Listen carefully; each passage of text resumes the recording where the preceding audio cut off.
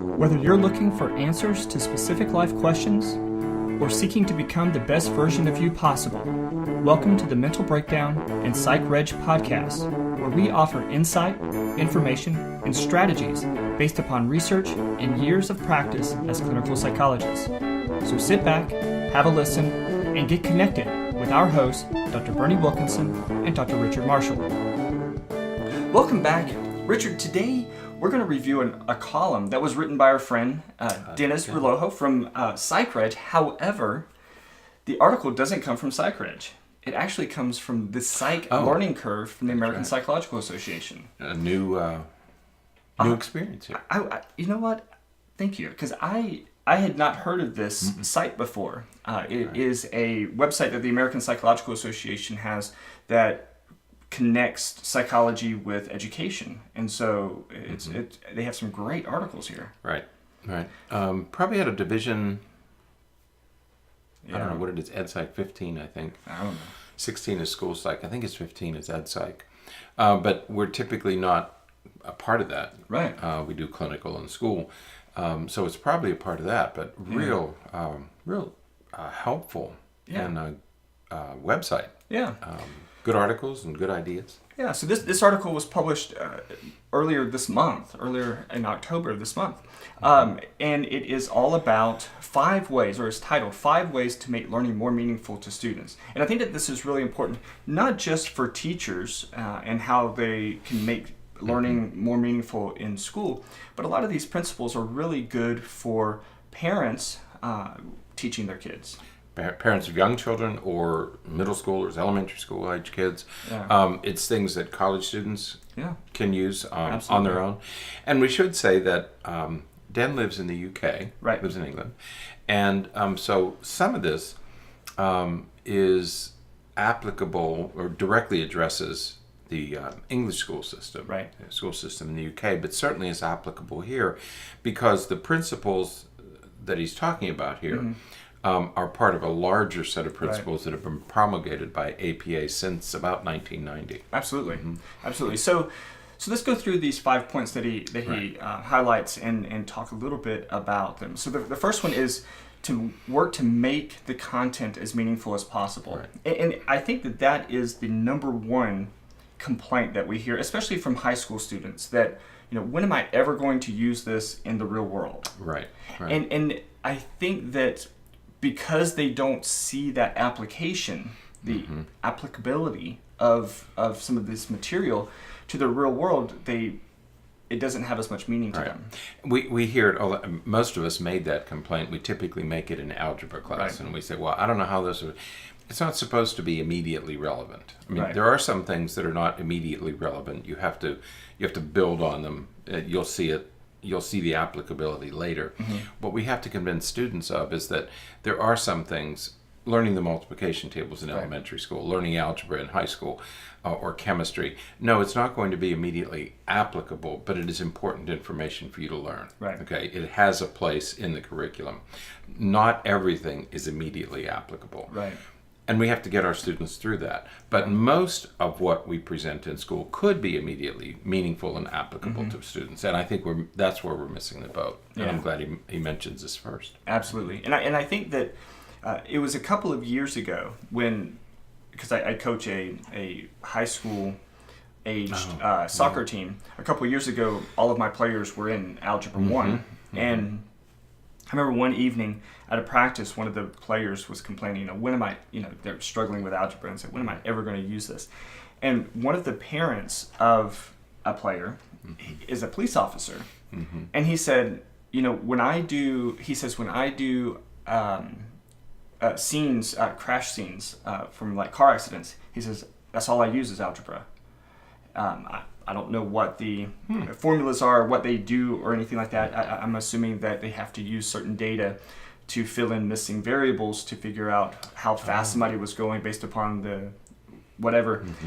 But, when you can tie meaning to some of these principles in that way, it makes it much more engaging and much more interesting to the students. So, anytime you can make the content more meaningful, it's going to help. The second thing is adopt a student-centered approach. And I think that this is a fascinating idea. That's the big one. And that came out of the 1990. They wanted to make it, they call it learner-centered. Right. This is student-centered. And back in the as far back as the 1990s, psychologists were beginning to say, let's make learning more learner-centered instead of teacher-centered. Right. And that's what he's addressing here. Yeah.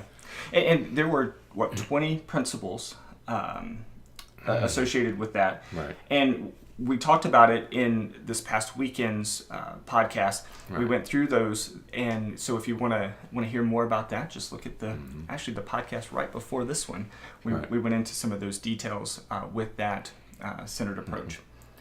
The third thing is promote self-knowledge.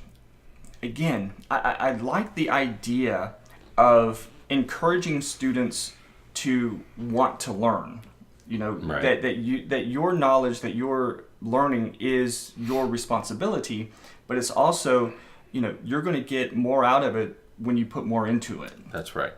And also, learning about yourself. I mean, most of what we do in school is applicable to us personally. Right. All of our science classes certainly are. I mean, you and I have always said, what could be more interesting than learning about the human body, right, or about the brain? I right. mean, it is who we are. Right.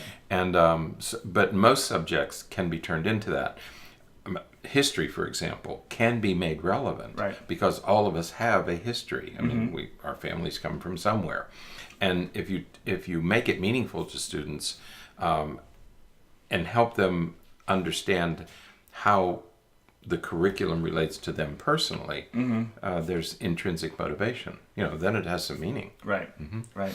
Yeah. When you can tie it together, and again, it kind of goes back to making it meaningful. Right. But also the idea that one of the things I tell my graduate students all the time is that we have a finite amount of time in this class.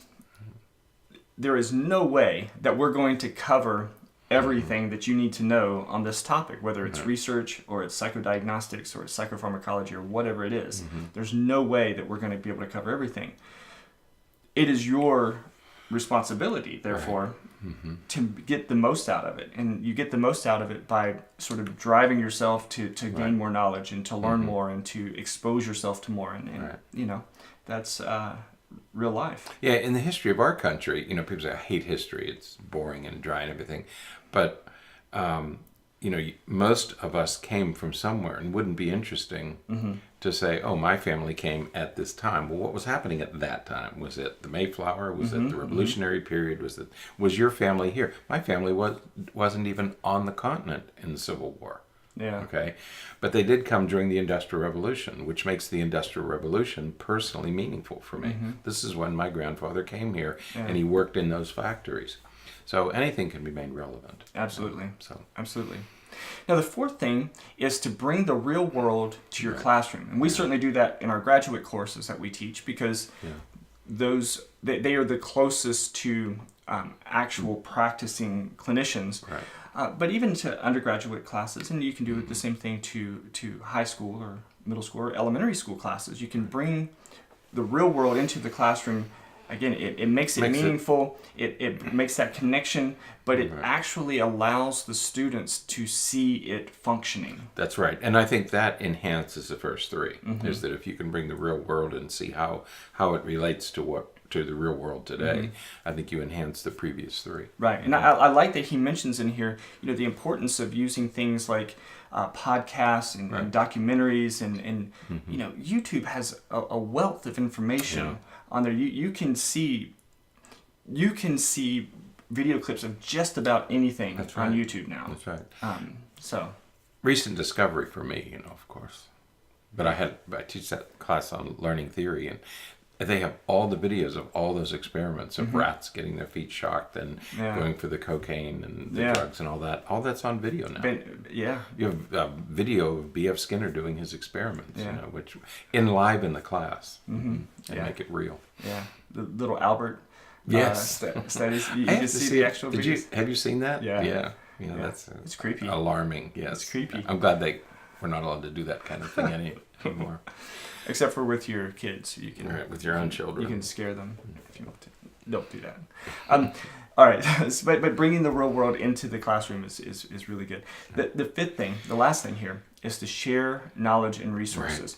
Right. And, we don't really, I don't think that teachers, whether they're in grade school or in college and graduate school, or even parents, understand the wealth of resources that they are connected to, right, that they could use to connect their kids to or their students to.